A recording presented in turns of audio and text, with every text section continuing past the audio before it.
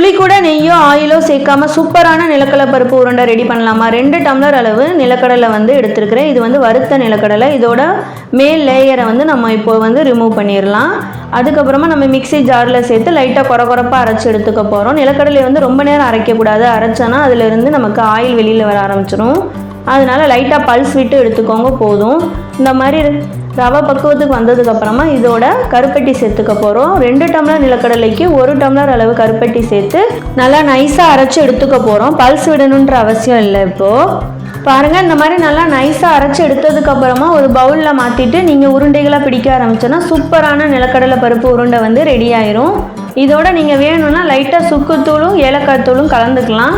கருப்பட்டியில் ஏற்கனவே சுக்கு ஏலக்காய் கலந்துருக்குன்றதுனால நான் தனியாக எதுவும் கலந்துக்கல. கம்மியான டைமில் சூப்பராக செஞ்சு முடிச்சிடலாம். ஆனால் ரொம்ப டேஸ்ட்டாக இருக்கும். இதே மாதிரி நீங்களும் ஒரு தடவை ட்ரை பண்ணி பாருங்கள். ஓகே ஃப்ரெண்ட்ஸ், பாய்.